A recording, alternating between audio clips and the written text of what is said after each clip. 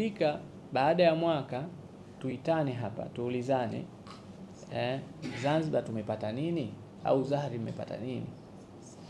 Jambo moja pepa, sawa pepa, lakini lazima pawe na recognition ya Zahri.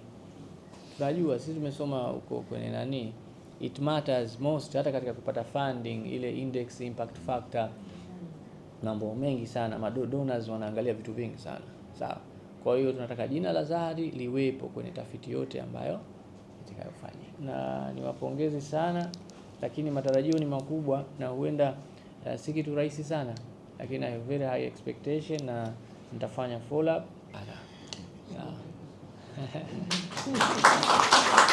Saini mkataba wa mashirikiano katika kazi kati ya taasisi yetu ya utafiti wa afya Zahri iliyoko Zanzibar na Ifakara Institute ambayo ni taasisi ya utafiti iliyoko Dar es Salaam. Katika mkataba wetu tumekubaliana kuweka mashirikiano ya pamoja katika masuala mazima ya kujengea uwezo taasisi zetu na maabara zetu za uchunguzi, na pia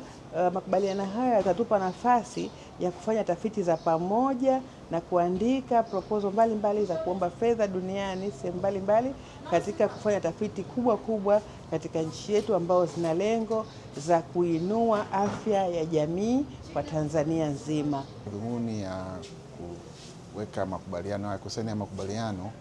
ni kubadilishana uzoefu. Taasisi ya Afya Ifakara kama unavyofahamu, mwaka huu tunasherehekea miaka 70 ya kuanzishwa kwake. Kwa hiyo sisi tuna uzoefu kidogo na ni wakongwe kwenye eneo la utafiti, na tumeanza mashirikiano na Zahri kwenye utafiti wa afya, na tunadhani kuna maeneo mbalimbali ambayo kwa uzoefu tulionao na wataalamu ambao tumekuwa nao kwa muda mrefu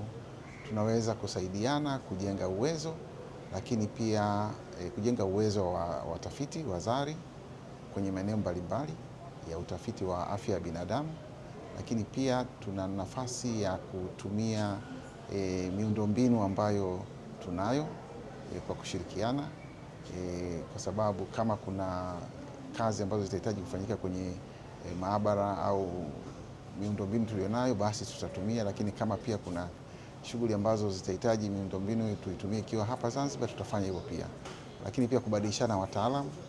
kuandika maandiko ambayo yataleta fedha kwa ajili ya kufanya tafiti mbalimbali za kutatua changamoto za watu wa Tanzania na Wazanzibari kwa ujumla. Hiyo kufunga mkataba huu au makubaliano haya maanake ni kwamba yanafungua fursa nyingine upya kwa wanasayansi wetu kupata uzoefu, lakini vile na kutufungulia milango ya kupata ufadhili kwa ajili ya kufanya tafiti katika kisiwa chetu hiki cha Zanzibar.